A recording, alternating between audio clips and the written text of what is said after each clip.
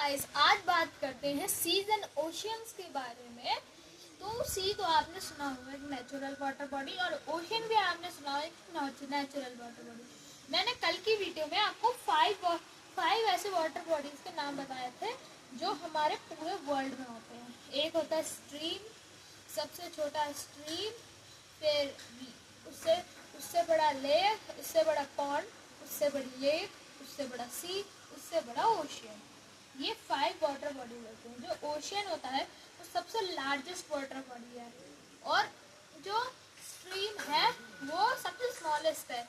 यानी हम उसको वहाँ पे साइड में पत्थर रखे रहते हैं, और हम स्ट्रीम में ऐसे पैर रख के चल भी सकते हैं।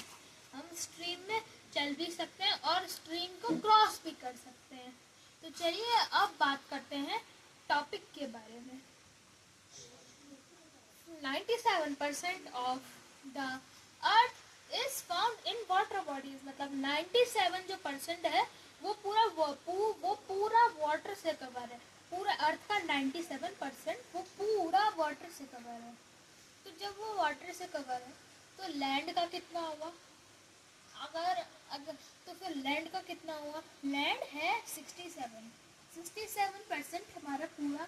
ऐसे जैसे ये ट्रीज हो गए, ये ये ट्रीज हो गए, ये ग्रीन ग्रीन प्लांट्स हो गए, ये ग्रास हो गई, ये सब ये ग्रीनरी जो है वो 67% है पूरे अर्थ में।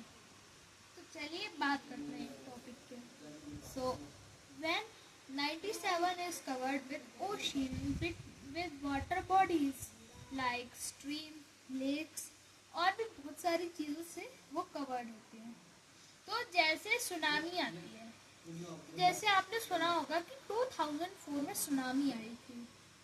ऐसा तो ये नहीं था कि लोग ऐसी झूठ कहावत बनाते थे कि 2017 उसमें आई थी, 2004 में आई थी, 2005 में आई थी। असलियत जो है वो 2004 में सुनामी आई थी। तो जब सुनामी आई थी तो फिर maybe there was a earthquake. मतलब जब सुनामी आने वाली होती है तो फिर ऐसा सब कुछ डैमेज हो जाता है, या फिर ओशियन एरियाज पे होता है, बाकी एरियाज पे नहीं होता। जैसे यहाँ हम रह रहे हैं, जैसे दिल्ली में हम रहते हैं, तो दिल्ली में वैसा कोई ओशियन नहीं है, तो वहाँ पे सुनामी नहीं आती है। लेकिन ओशियन एरियाज जैसे सी हो गया, जैसे बीच है, तो वहाँ पे सुनामी आती है। और जो बीच के पास रहने वाले लोग हैं वो जब वहाँ पे सुनामी आती है तो वहाँ पे अर्थक्वेक भी आता है। कभी कभी 2004 में वहाँ पे सारी चीज़ें डैमेज हुई थी।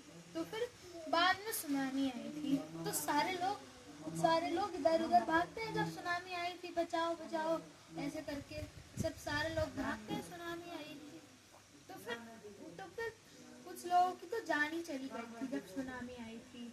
तो फिर जब तो फिर बाद में तो फिर 2 डेज बाद सुनामी रुकी थी। फिर जब रुकी थी तो फिर सारा कुछ डैमेज हुआ। फिर एक मशीन होती है ठीक करने वाली, उससे सब ने ठीक किया, फिर वापस तो 2004 में आई थी। तो जैसे हमारे सीज हैं, ओशियंस हैं, ये सब कोस्टल लाइन्स हैं। तो coastal line is an example of like that we have small seas, like that we that stream is small, the lake is small, pond is small, but ocean is big. So there is a life between, there is a cycle life between coastlines. When the coastline is born, he become grow up, he become stream. Then he become or grow up. When he grow up again, he becomes pond. When he all grow up, he becomes ocean.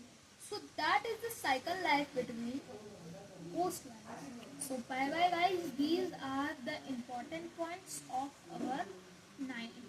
our seas and oceans chapter. So we will meet in till then, bye bye.